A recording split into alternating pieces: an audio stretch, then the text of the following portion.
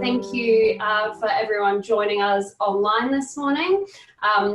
Let us get started and really start to unpack the topic of our webinar today, which is generating sales revenue in what are some pretty uncertain times. And I think, it's a real testament to what is going on around the world with how many people are joining us today that are interested in this topic and our previous topic, which was on business continuity. And what's been really interesting has been the stories and the resilient business stories that are starting to emerge as businesses are looking to navigate through the immediate time, but also looking into the future and what does the future look like. We will be recording this webinar today, and we'll be sending that recording out via email afterwards as well. So let me take a moment to, first of all, just introduce our panelists to you. I'm Kate Massey. I'm our Chief Marketing Officer for JCurve Solutions. I've been with the company for over 10 years and look after our sales, marketing and our account management. So yeah, really passionate about how can we add value to our diverse base of customers. Joining me, we've got Arthur Fernandez, our General Manager of Asia, so based up in Singapore. I'm really looking forward to hearing from Arthur on what he is experiencing across Asia from our customers, and working alongside Arthur now for a little while. He is our absolute go-to man on how do we solve some pretty complex challenges that businesses are seeing, and he's really passionate about helping businesses leverage technology to streamline their operations, improve productivity, and really enhance that visibility to make informed decisions. Welcome Jordan. Jordan has been one of our customers at JCurve Solutions for over 3 years now. Jordan is the Managing Director for Canningvale, so they're really committed to providing best quality, best value luxury homewares. It's a second generation family business, and since Jordan has stepped in, he's implemented technology to really help with that decision making and really understand the information driving those business decisions. I'm really looking forward, Jordan, to hearing more about what you've been experiencing during these times as you look at retail being impacted, but some really interesting trends coming out of the e-commerce space. Brooke is joining us as well. Brooke is the founder and managing director of the Small Business Lounge over in Perth. Since COVID started, Brooke's been in hot demand from the likes of Channel 9 and Bank West, and on lots of webinars and putting out lots of really great content to help businesses as they work through these times and looking to come out stronger. So Brooke, I know you and the team have been working around the clock with cash flow forecasting and reporting and understanding what the government stimulus packages mean for business, but also starting to look at what are some of the digital and social media marketing strategies that are helping businesses actually generate revenue during these times as well. So really looking forward to hearing more about those experiences and some of those success stories that are starting to emerge as well. And then Vijay, so yeah, welcome Vijay. So Vijay has been heading up the channel sales organization over at Oracle NetSuite for the last 8 years and covering the Japan Asia Pacific region. So really excited to hear more about the stories that are emerging both out of Australia but also across Asia as well during these times, and working with you closely over those last nearly 8 years. Vijay, I know that you're really passionate about businesses and customers and how you can help them succeed. So yeah, looking forward to hearing those insights as well. Yep. Just a little bit about JCurve Solutions. I know we've got a number of customers online, but also some businesses that are new to JCurve Solutions. One thing that makes me really proud about working at JCurve is our team's absolute commitment to providing really top quality outcomes for customers when it comes to delivering great technology solutions. And one thing that's really shown over the last few months is the team have been so committed to supporting businesses as we move through these months. Things have been changing at a rapid pace, and how can we help businesses really understand what's going on in the business, and providing that visibility into performance across their operations, their cash flow, as well as identifying revenue opportunities. And we've seen a lot of businesses need to pivot into new revenue lines. We've seen a number of businesses are looking to capitalize on the rising trend of e-commerce and looking at where they could manage with not having an integrated solution previously, start to look at having more transactions go online and therefore integrating their core business management solutions with their online technology as well. We've got a very large and diverse base of customers, and we'll talk about some of that today. And we are the top NetSuite partner globally in terms of number of customers. So we have over 600 NetSuite customers today. And yeah, really been looking at how can we best support our customers. And it's been a relatively seamless transition for a number of our customers to allow their teams to work remotely because they are in the cloud, but working really closely now on what access to data they need to make the right decisions. As well as being an Oracle and NetSuite solution provider partner, we also have our own solution called Rio. And Rio is really a really modern solution for those businesses offering services and looking to get the right people to the right jobs quickly. And we've seen a real demand for those in-home services rise during these times. And Rio is really starting to offer some great value to those businesses as well. So thank you to everyone that filled in the poll on the registration form.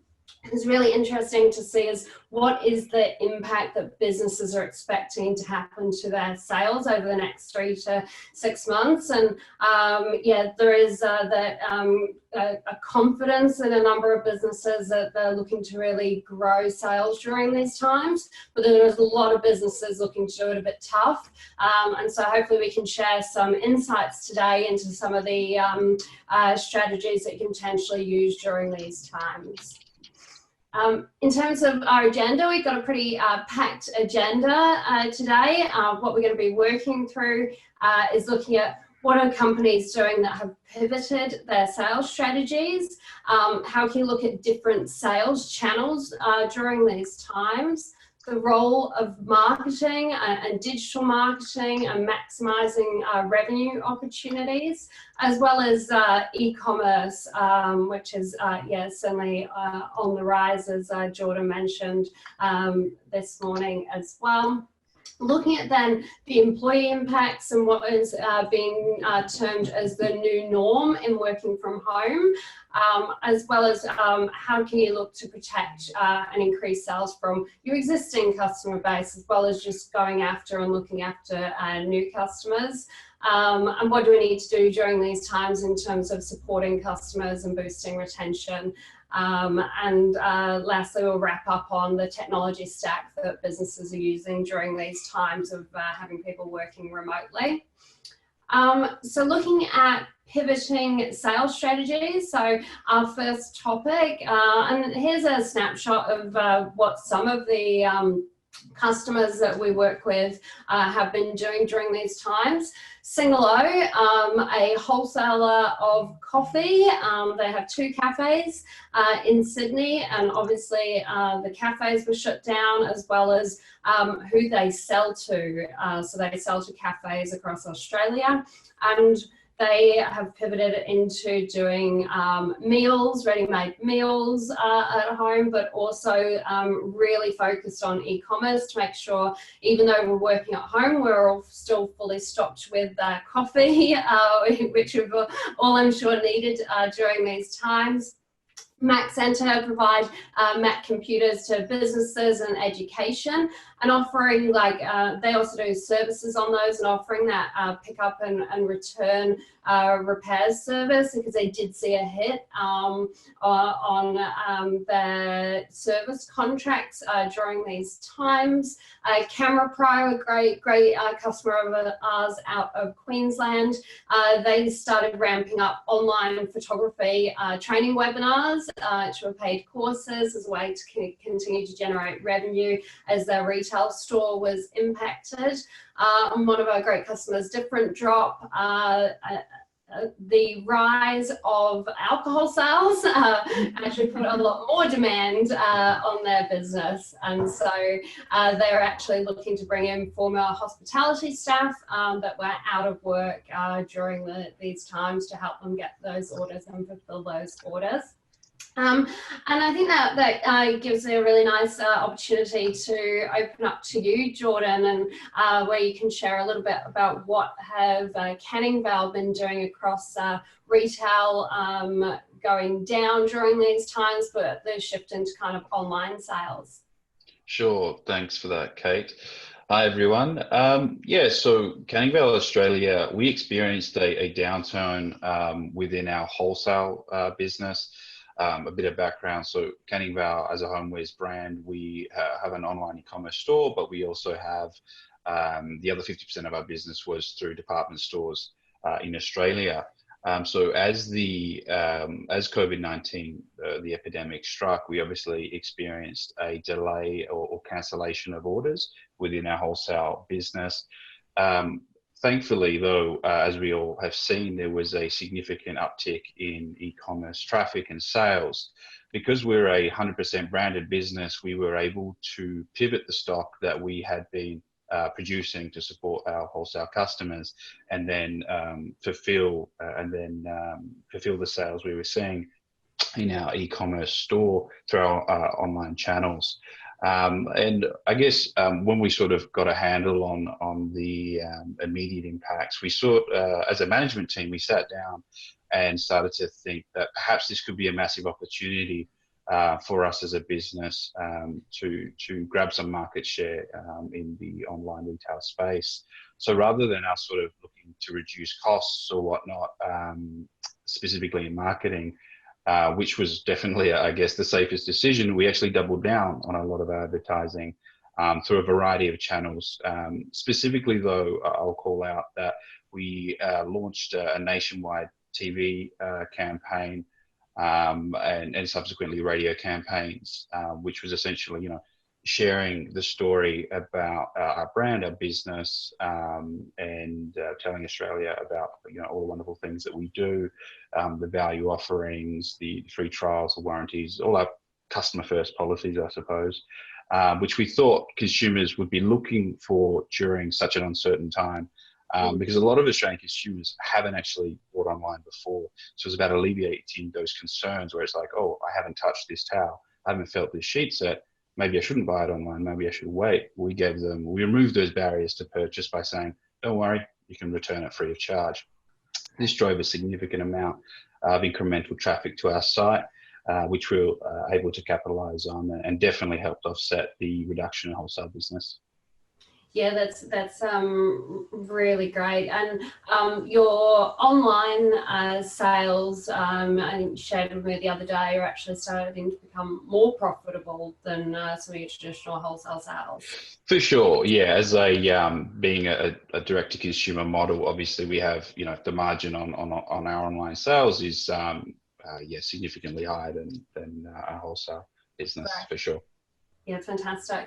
And Brooke, what are you seeing in the market with your customers that are pivoting their sales strategies?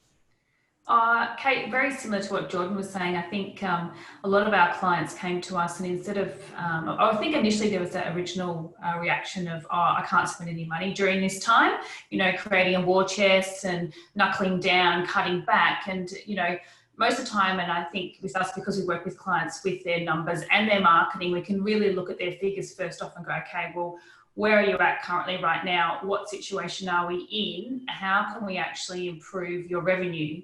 So we've spent a lot of time working with clients that possibly didn't have digital campaigns before, which we'd put in place for them, but also a lot of e-commerce. So taking that sort of retail showroom, we've got a great tile company, Install Ceramics, who actually thought ahead, and they thought, very early on when COVID hit, they were like, okay, what can we do? How, instead of bringing people into our showroom, how can we display our stock in the field, and they're a family-owned business online? So we've been working with them, we're helping them with their brand and just helping them get out into the market, because most people are right there behind their computers right now. You know, it's more than ever, that's where we're buying. So it's about, you know, spending that time and working and looking at different strategies and, you know, email marketing campaigns, you know, spending money on, you know, advertising in Facebook, things like that, and really getting in front of people depending on what your product is.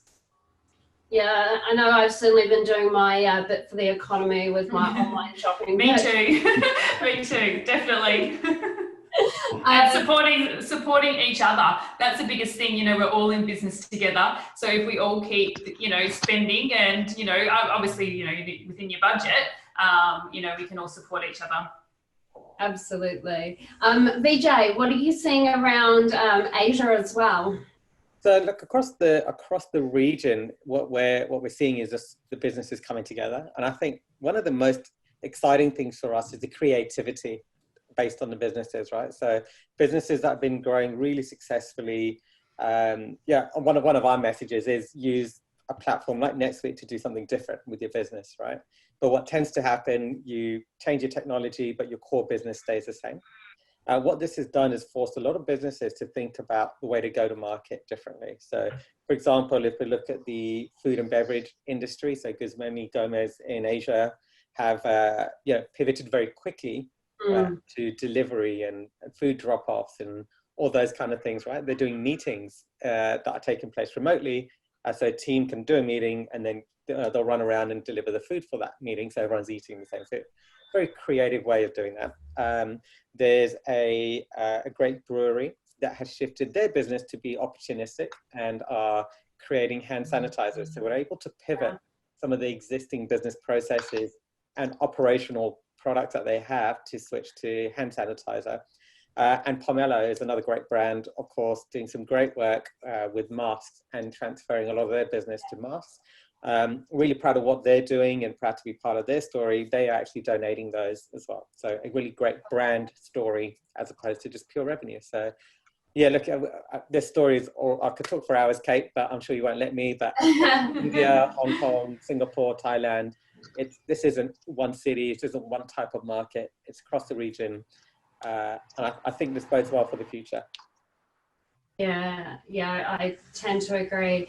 And Arthur, you've been working really closely with our customers based out of Singapore and across Asia. Yeah, I mean, I support exactly what Brooke and Vijay and Jordan said. As it's around the e-commerce side, a lot of them have moved into the e-commerce applications, but in terms of what they see in their business processes and the like, the systems that we've put in place for them already that allows them to support that, which just goes into being able to work from home, continue that supply chain as much as you can get into the country, but at least they're being able to continue doing almost a day-to-day job. But there has been a little bit of transition in terms of they're looking at how to adjust some of their business practices and how the systems currently in place support that process as well. So it's been great to see some of those customers move, and that's not only from a commercial aspect, but even on the NGO side. In Singapore, the NGO market just pretty much blew up in terms that, you know, they're with the medical assistance, the dormitory situation that we have, and the getting volunteers and stuff out there to support and using the right structure to do that as well. Yeah, that gives us a really nice segue actually into our next topic in terms of those multi-channel sales. And what you mentioned there was actually on supply chain. Jordan, you've been fortunate enough to have a diverse supply chain. Can you share with us a little bit about that? Sure, sure. As a business in a variety of products, we source different aspects of our products to different areas of the world. For example, all of our Egyptian cotton products come from Egypt. The majority of our towels come from India, and then bits and pieces come from other places in the world. And due to the nature of the environment we found ourselves in and the way it played out globally, we had some of our factories affected, in sort of December, January, and then we're starting to see, or I guess a month ago now, but we started to see sort of India become a little bit more affected, whilst the other early affected countries actually were starting to come out of that. So having a diverse supply chain has always been core to the business structure and policies. Not necessarily that we foresaw anything like this occurring. It's just that it's always good to have multiple suppliers for your core categories, just to ensure you've got that flexibility in case of natural disasters or even issues with regards to currency conversions and also government stability in the regions. Yeah, for sure. And that's certainly something we've been seeing from our customer base as well. Some have been severely impacted by having kind of those single supply chains. Yeah. Whereas, others have been able to kind of, and as you say, different countries have kind of gone down at different times. Arthur, are you finding some of those similar experiences? And then can you talk to us a little bit as well about the importance of partner channels and referrals? Yeah, sure. Okay. Look, there has been, as I said, a huge change around the supply chain, but I think from a revenue perspective and protecting your revenue and even increasing your revenue in these sort of times, I think moving towards that partner and referral channels is a key strategy that needs to be put in place. Now, I wanted to go through one of our customers and just kind of work through that.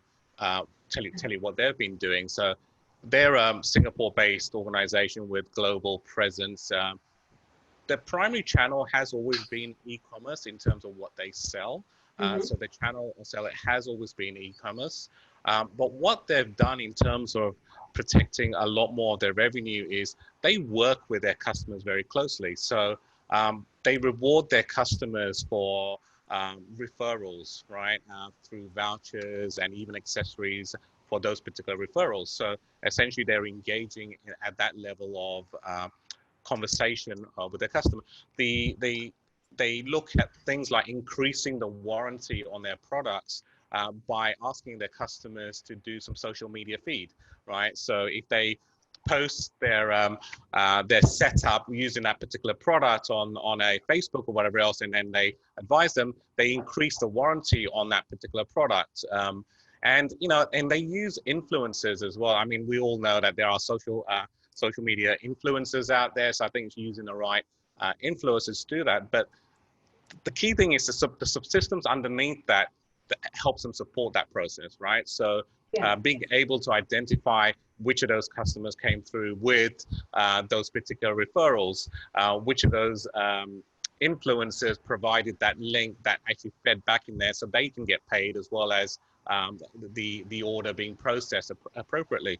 But at the same time, that they're a B2C, predominantly B2C, but they also have a B2B, right? And that B2B is working with those channel partners from an enterprise area, but looking at fulfilling, ordering, and fulfillment at the level of gaming environments, for example, right? So how there's a lot of companies out there, for example, here, telecoms industry, the internet industry, they're all moving towards gaming. So supplying that whole gaming structure around that to support that business. So they're partnered with organizations like that to provide some of their products into the area. The key thing is, I think when you're looking at that overall strategy is how much of your business structure or your sales and marketing budget do you put towards direct sales and also the referral or partner channel as well? And that's a key part of what needs to happen with a lot of the industries, and we're seeing a little bit of transition around that, especially in Asia. Yeah, and certainly we know once we get a referral come to us, they're our best sources of conversions, because you get that backing of someone saying you should talk to Arthur at JCurve Solutions, because they've helped us so much with what we're doing.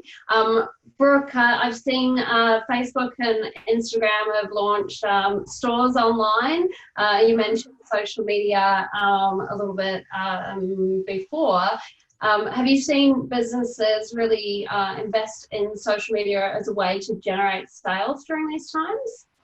Oh, definitely. As I said before, everyone's in front of their computers at the moment. There's no more times like this where we can actually get in front of people. So having a really good campaign strategies and making sure that it's a part of your marketing campaign. So with our clients, we've been creating different campaigns depending on where they are at in businesses, and particularly looking at them for the next 3 to 6 months as well, and really strategizing in terms of how can they reach their potential clients or engaging with their current clients, going back to that inbound marketing and making sure that your clients that are following you or your customers know what's going on in your business and how can you add value to their business, or if they are a customer, what other service can you provide, and using social media to get that out there. It's the perfect time. If you've never done it before, or if you're just thinking about it, it's the perfect time now to actually engage in that digital marketing strategy. Yeah, absolutely. And Vijay, you're obviously hugely passionate about partnerships and partner channels. Talk us through some of your experiences there when it comes to generating sales. Yeah, look, obviously in the context of NetSuite, our partners are critical to us across the region.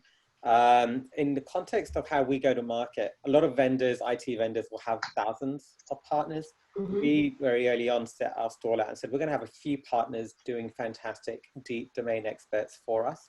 Out of that, JCurve obviously are critical, highly strategic partners for us across the region.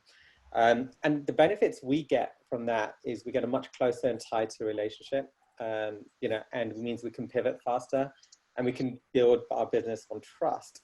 But what it means is that our customers are getting a better experience on the back of that. Mm-hmm. So in terms of how we are working closer with our partners on that, so given what we do, the enablement piece is a critical part. So we had plans to move to an online training. I think someone mentioned that earlier about online training, one of your customers. It's incredibly difficult to move a highly engaged 3-day training seminar, for example, to an online virtual event, much like this. We heavily invested in that to pivot that around quickly. Thank you, JCurve, for being part of that inner circle, of course, and giving us that feedback. We're able to pivot it around. We were able to do that is because we have a finite number of partners who understood what we wanted to do, and there was a common synergy. So if you're looking at a third-party route to market, what I would suggest is you want to work closely with a few and use that to refine things and use that to test. And you'll find that that will give you a faster route to success, both for yourselves and for them. But most importantly, provide your customer with a trusted experience. Those JCurve customers on the call today are used to. Yeah. Well said. And so looking then at digital marketing and investing in marketing during these times, particularly for those businesses that are seeing a decrease in sales, is it the right time to invest in marketing? We might start with you, Jordan, because I know you use data and really look to understand the return on all of your marketing spend.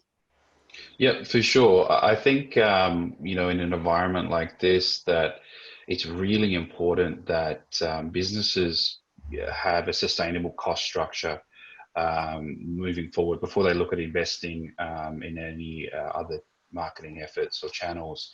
Once you've got that right, the soul of the business is protected, and the future, hopefully the future is looking okay. I think you know, hoping or betting on revenue recovery in an environment like this in the short term is a very big risk.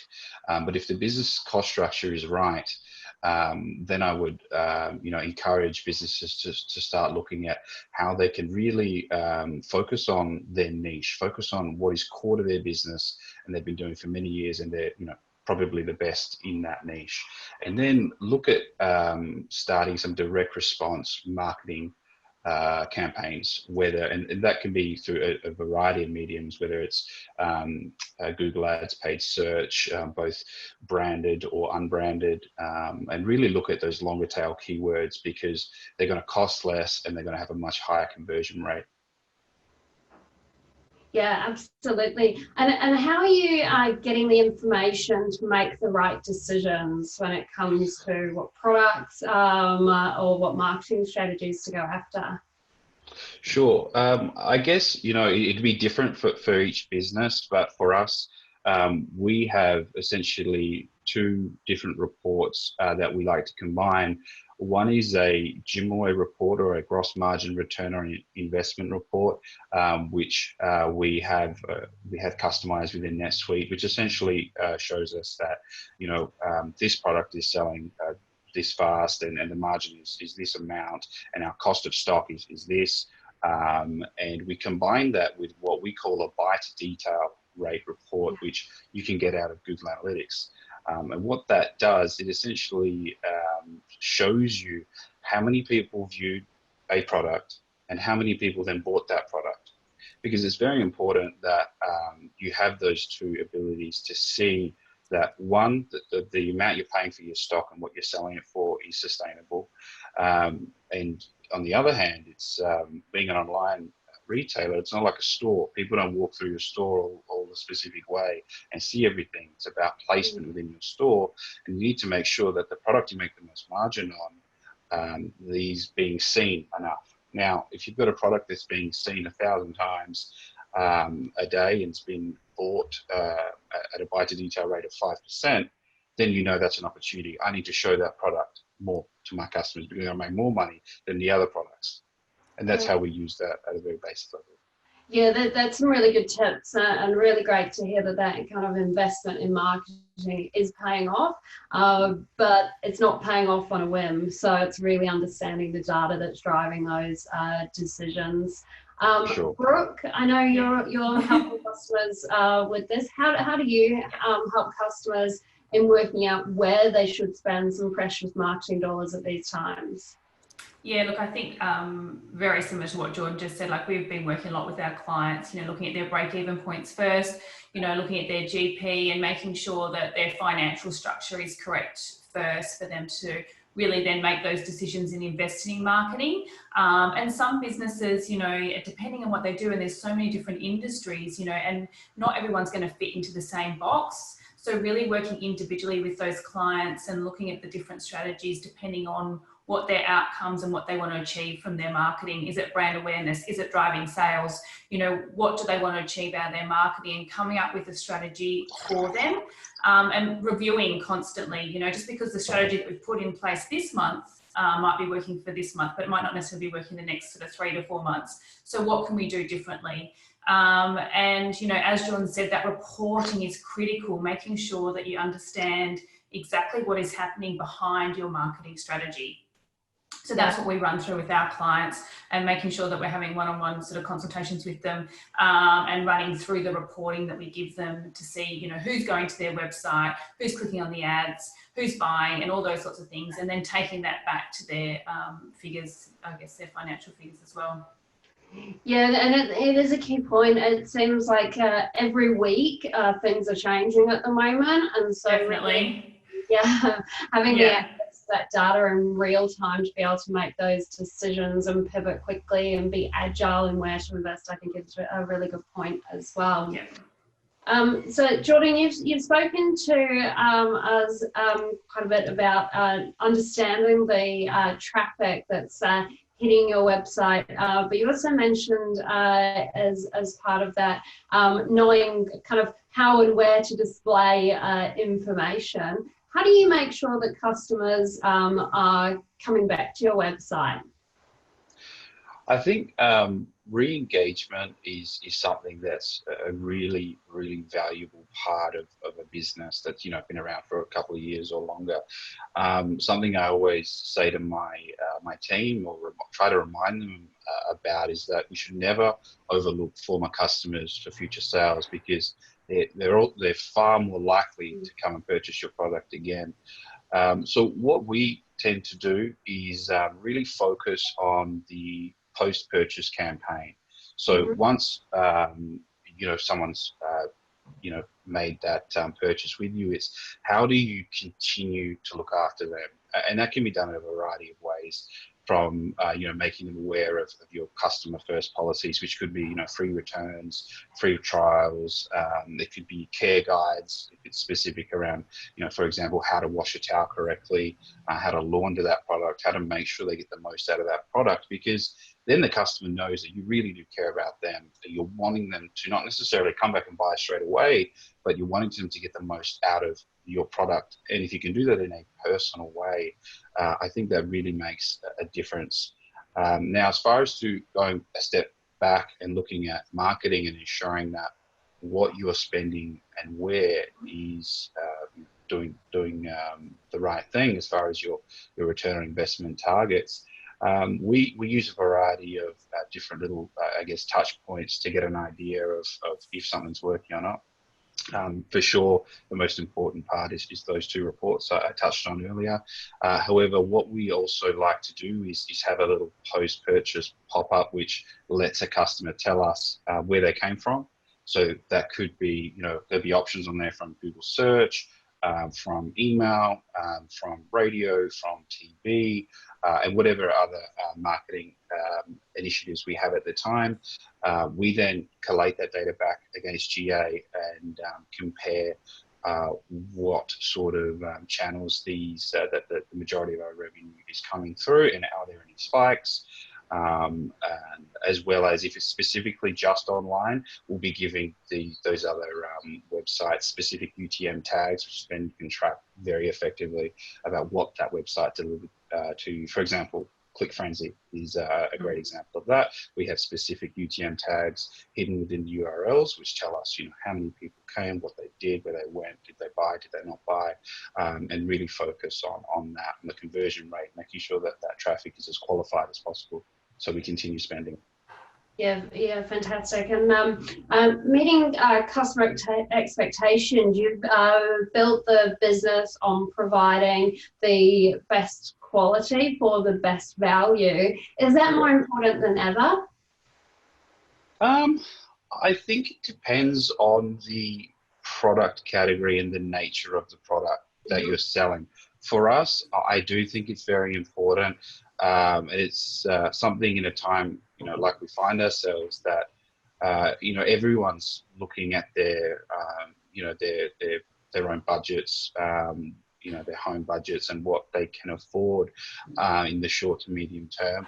So I do think that strategy will really play to the strengths in the market.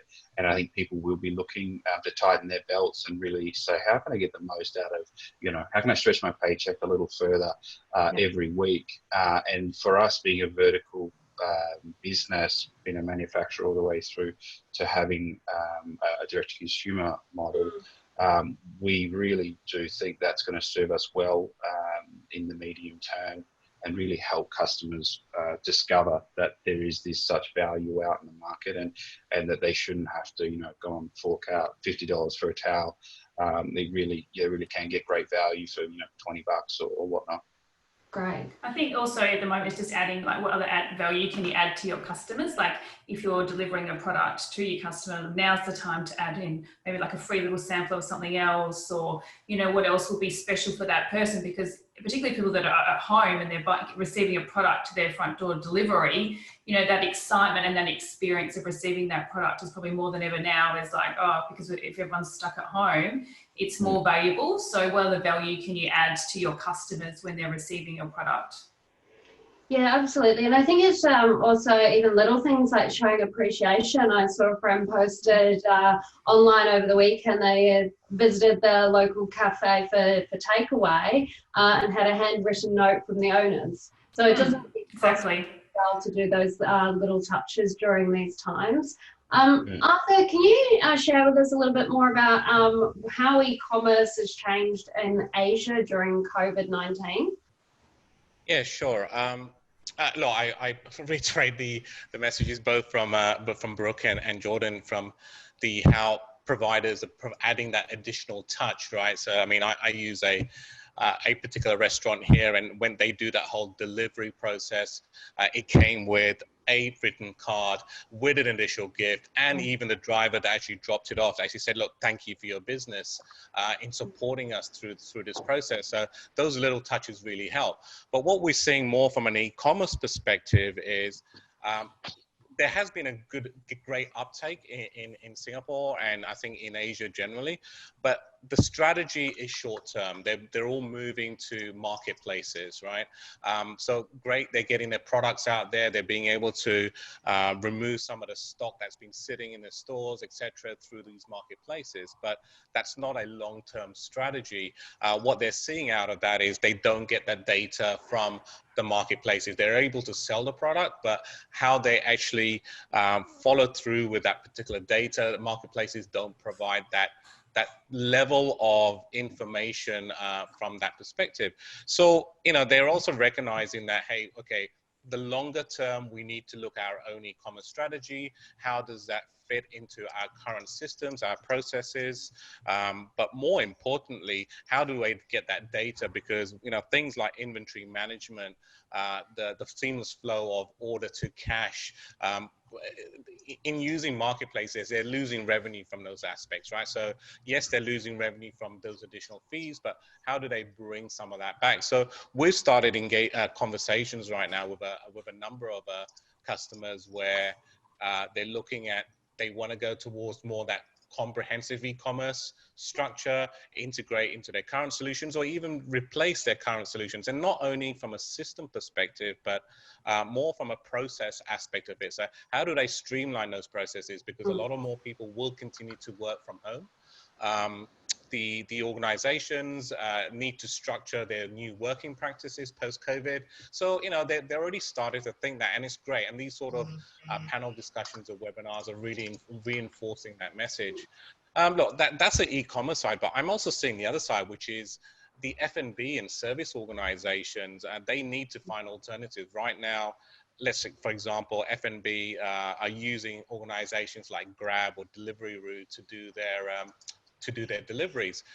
Those fees have gone up, and those fees have gone up quite considerably, which means that they're actually adding to their product price, as well as having to pay those additional fees to those particular providers. So we're seeing some areas where they're looking at using their own service management, utilizing their staff more effectively across this. And I think an example you provided earlier on in one of our customers, the drinks company that brought on previous staff.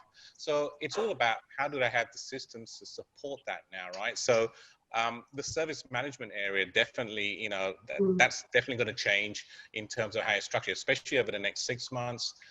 Countries are going to start releasing their lockdown, but certain businesses are still going to have an impact, right? So how do they pivot across and use those particular areas? So it's not only the e-commerce aspect, but just generally getting the information out there and utilizing the best processes across that. And that's where I'm seeing a lot more change, and it's a good change, right? And utilizing the digital side of that to do that. Yeah, really good insights, and a great segue into how can we ensure in our new way of working that we are keeping employees engaged and productive. And I know, Jordan, you're really passionate around making sure that you are listening to employees. Do you want to share a little bit more about what you've been doing? Yeah, sure. So prior to the COVID-19 epidemic, we had been working 1 day a week from home on Wednesdays for about 2 years. And it was something that, you know, we you know, through a bunch of surveys and whatnot with our internal staff, thought, you know, both management and team members thought that it could be great to see how that went. And long story short, we obviously did it, and it was, you know, a really good thing to have in place, because, you know, we had a lot of time to get the infrastructure in place, make sure, you know, everyone had the right workstations, screens, internet, etc., to be able to work productively from home. So I guess, you know, one thing we've always done as a business is really involved our staff in all the decisions of you know, the business, and during the you know, when we went full work from home, I guess we all really strive to over communicate. And something that's recently come out of that, we did a recent survey again to sort of check in with everyone and see, you know, how does everyone view, you know, how we should roll back into the office as we in Australia start to get on top of the virus. And it's come out that we believe we'll transition to a 2-day work from home, most likely on a Tuesday and a Thursday. And in fact, it reminds me, I was talking to some business friends of mine, and they were having some real difficulty, I guess, trusting their employees to work from home. And I sort of said to them, you know, if you can't trust your employees to work from home, why they're working, you know, why they're working for you in the first place. And I think I was sort of reflecting a little bit more on that. And I think, as you know, as we're all leaders in various capacities, that we really need to consider, you know, both shareholders but also employees as contributors, because obviously the former contributes resources and whatnot, but the latter invest their time and their energy. And I think, you know, if we justly reward both of them, you know, we'll have really, really sustainable businesses that really pull together in times like these. Yeah, absolutely. And being really focused on the outcome. So how are employees adding value, and how can we track the outputs of that? We're similar at JCurve Solutions in that we've done a employee engagement pulse survey, because it is a change for our entire teams working remotely, but certainly the feedback was everyone was either satisfied or highly satisfied in the working from home arrangements as well. It would be a very different story if we didn't have all of the systems in place. Vijay, what's been the impact to NetSuite customers across the region? In terms of the employee engagement from them, yeah, and being able to kind of have people work remotely, being NetSuite is running already in the cloud. Look, Jordan and Brooke have given some great insights into how businesses are operationally engaging, you know, in terms of their business. From a NetSuite's perspective, because NetSuite is SaaS, you can literally log in anywhere. So the best thing for us to see was the value of a customer who was highly office-based, being able to say, you know what, we're turning off the offices, everyone go home. And they were literally up and running within an hour because people were able to log in from their devices at home. And what we found is that engagement through things like this, obviously Zoom or Hangouts or whatever tool that people are using to increase that collaboration. And yeah, what NetSuite gave the businesses from our perspective was that ability to make decisions quickly. And that's really what NetSuite is, right? It's all of your data sitting in there. How do I interpret it to make decisions? And as a generalization, I guess across the region is that a lot of people sitting in different regions probably wouldn't have got on the phone to talk about, hey, this has happened yesterday in the news or this morning, how are we going to pivot? And had the privilege of sitting on with a customer, for example, throw up a screen of a dashboard in NetSuite, and they were just talking about what does this data mean? What can they do today to impact their revenue tomorrow based on what's changed today? And I think Brooke was talking about that on a previous session around the marketing elements. And that's a very real example. So regardless of systems you use, you want something that's going to give you immediate data that I can change today for tomorrow's results, not 3 weeks ago. Absolutely. Yeah. So let's wrap up on our last topic before we just do a quick summary. So looking at how can we understand how customers have been affected, and I know Brooke in our last webinar you spoke about making sure that communication is open if you're selling to a business and they're having cash flow issues, and making sure that communication flow is really open to ensure that there isn't that kind of domino effect Share some of your experiences with that. Yeah, definitely, Kate. Look, I think in these times, everyone needs to communicate more than ever. There's no point, I guess, just, trying to hide behind the door and hope that things will go away. So communicating with, particularly for your suppliers, who you're working with, and making sure that you're obviously receiving payment, but also paying your suppliers. And, there needs to be a really good balance. Otherwise, we don't survive in business. So just, communicating, having those conversations and being upfront and honest, I think is the most important thing, and staying on top of it. And I guess also going back to that marketing side is making sure that you're communicating through your marketing what's kind of happening in your business. If you're reducing hours, if you're providing different services, just making sure that your customers understand what's going on in your business through your marketing as well. Yeah, absolutely. And that can come in a range of ways. So I know you've been doing webinars and EDMs and definitely. Yeah, and it's the full strategy, and it's the full, you've got to look at your business as a whole, and it's not just about, okay, let's just drive sales. What else is going on in your business at this time? And I guess that's where we sort of come from, is that holistic side of running a business. It's not, we don't just do marketing, we don't just do financial, we don't just do, technology. We do all different things to help businesses work as a whole solution to, support their own business, but also their customers as well. And look at the ecosystem in your business and what products talk to each other that help run your business as well is really important at the moment. Yeah, absolutely. Arthur, how have you been engaging differently with customers during these times? Yeah, I'm just going to follow on from what Brooke was saying, essentially. So I think one of the key words that she used there was actually the support side of things.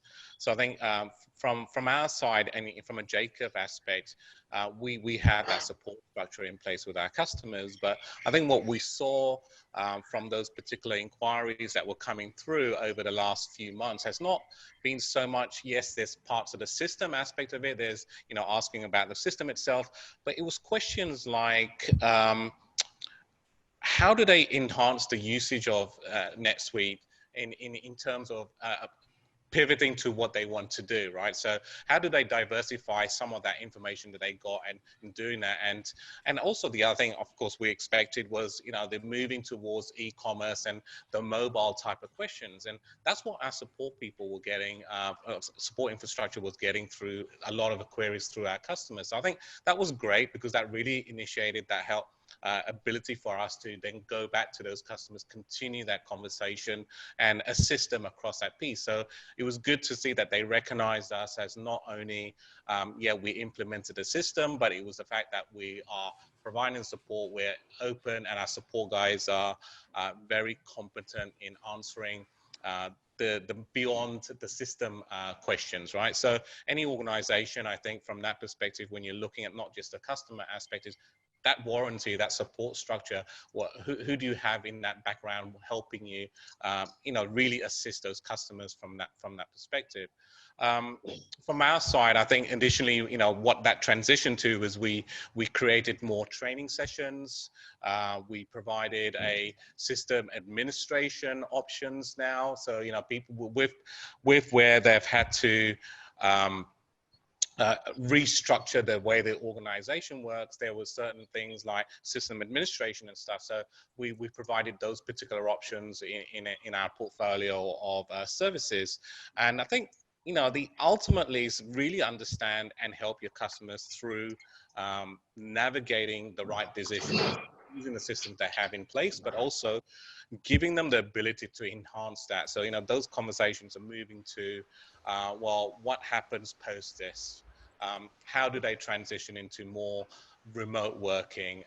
What else do they need to do in that structure? So that's what I'm seeing in JCurve, and I think especially in sort of Singapore and Asia, I wanted to maybe touch a little bit on that, which was, it's not one country, right? So we have that diversification of those different countries and how do they interact with each other. Jordan touched earlier on his supply chain in terms of India, etc. But, organizations that have multiple offices in Asia, every single one will be working in a slightly different environment, different time zone, cultural aspect, but also just looking at the current situation in terms of the COVID, where certain countries are starting to release up, certain countries are not.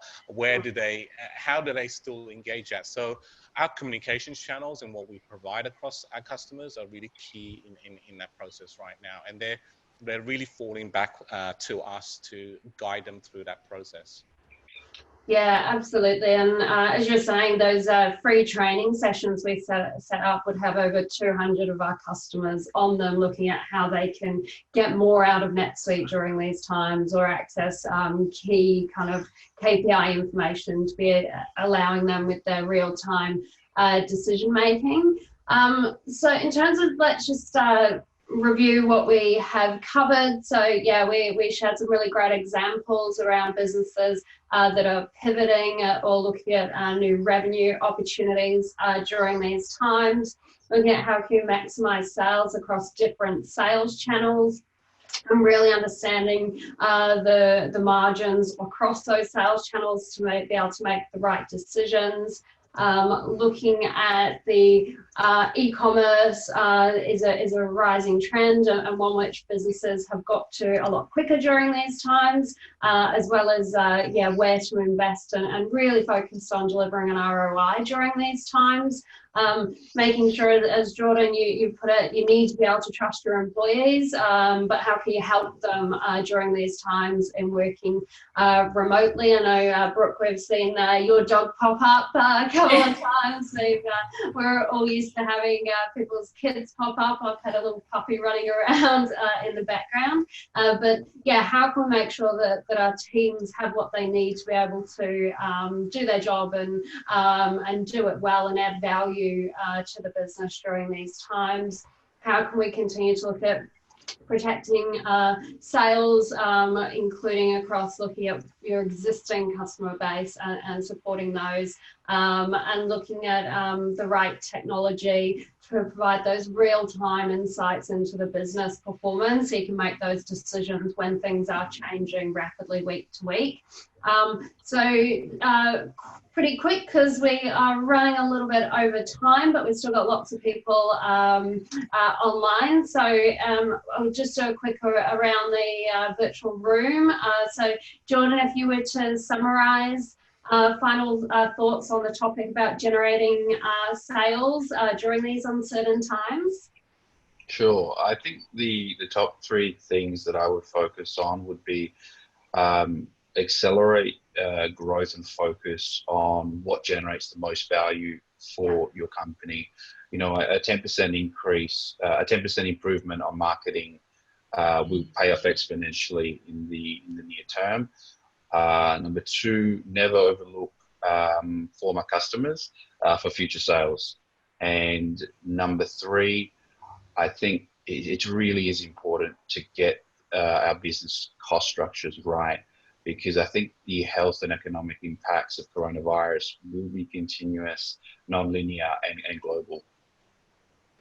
Yeah, well put. Vijay?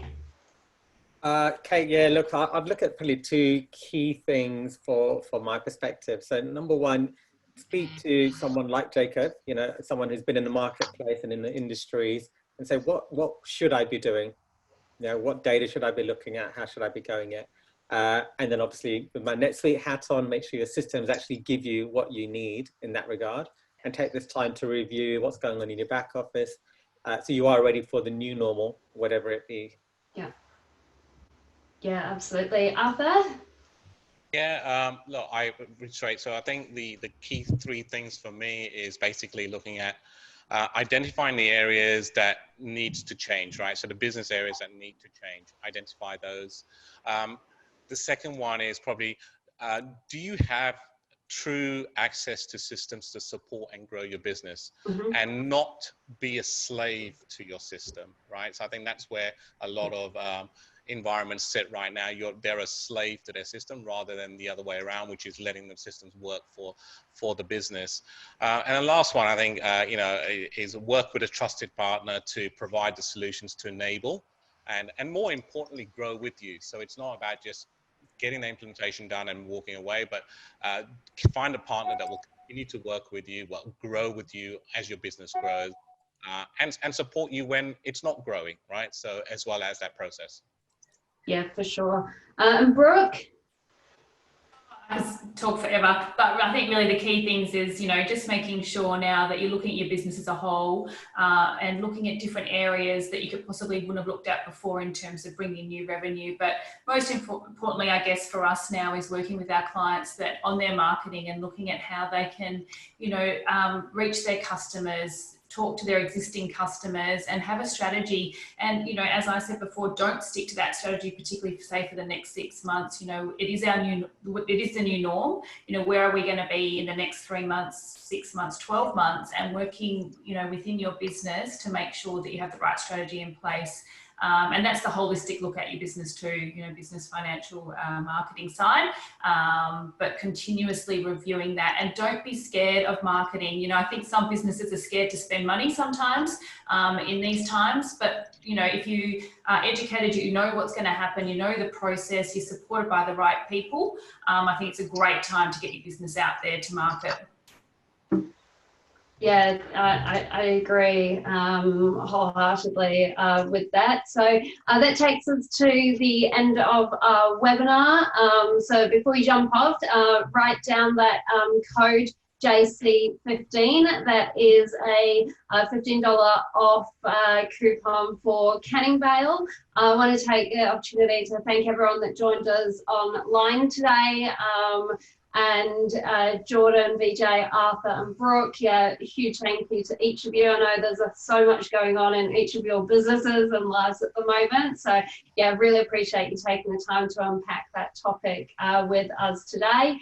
And if you've got any questions following the webinar, please get in touch with us at jacobsolutions.com and we'll be sending out an email with that recording today as well and our full contact details. So have a good day, everyone, and thank you so much for joining us again.